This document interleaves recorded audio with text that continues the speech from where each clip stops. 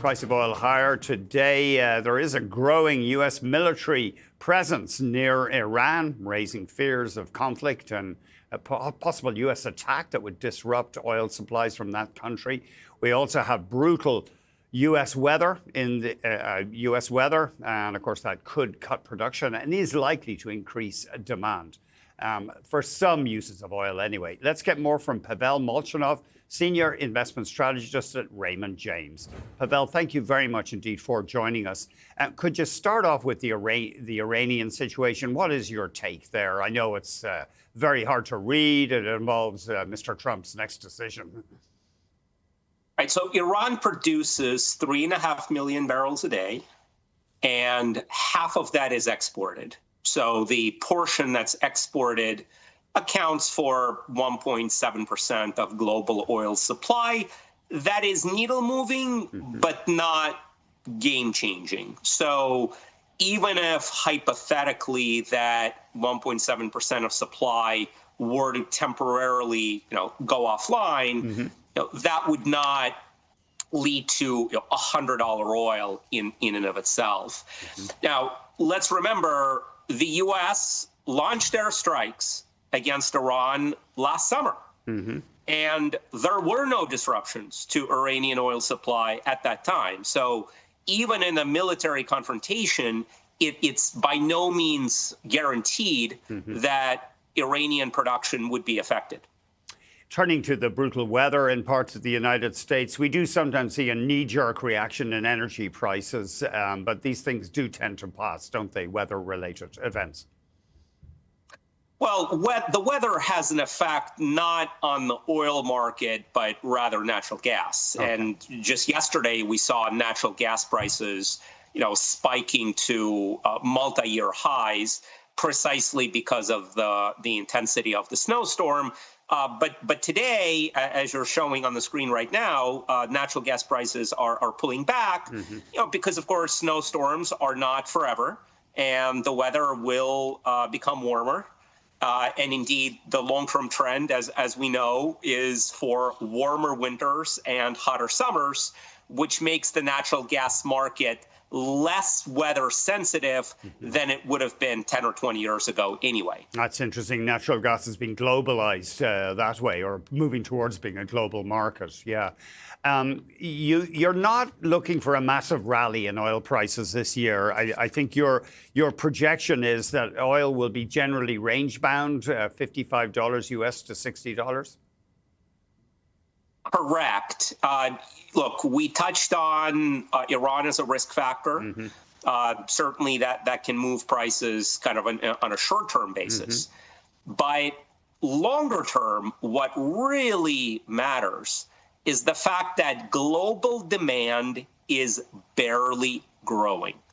It used to be that for decades, global oil demand would grow between 1 and 1.5% per year, except for things like the global financial crisis. Well, now we have global oil demand growing, more like 0.6, 0.7% per year.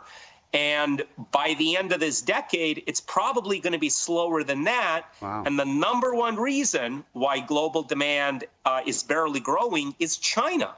Because in China last year, more than half of all auto sales were electric. That percentage, that's an astonishingly high percentage for a major economy. In the US, it's barely 10% of auto sales. So with China, the world's largest oil importer, moving to electrify its transportation sector, guess what? That means oil demand simply cannot grow at the rate that it used to. What about other countries? India with 1 billion people, the huge economies of Asia, Vietnam, etc. Are they likely to see a similar phenomenon with EVs taking a big stake of the auto market? Absolutely. It will follow kind of the same trajectory as China, except, delayed by some years, right? So in India, EV adoption is maybe 5 years behind where China is, for a variety of reasons. If it were not for countries like India and Vietnam, global oil demand would have no growth at all. So the fact that it's still growing a little bit is really driven by these emerging markets ex-China. But over a multi-year period, the electric mobility adoption curve is going to be even more of a headwind to global oil demand than it has been up until now. I was in the Dominican Republic a while ago, and I was surprised there didn't seem to be that many electric bikes and scooters yet. I wonder, is that because local electricity supply is not that good? But I guess as electric nets get better around the world, people will lean towards EVs. Well, look, certainly some countries have the infrastructure to move forward with electric mobility faster than others. I mean, China produces far more electricity than any other country. By the way, that electricity is largely coming from coal, so it's not particularly clean, to be clear, but it is reliable. So there is that. In the Caribbean, traditionally diesel has been used to generate power, which is expensive. Just as petroleum is expensive for the internal combustion engine.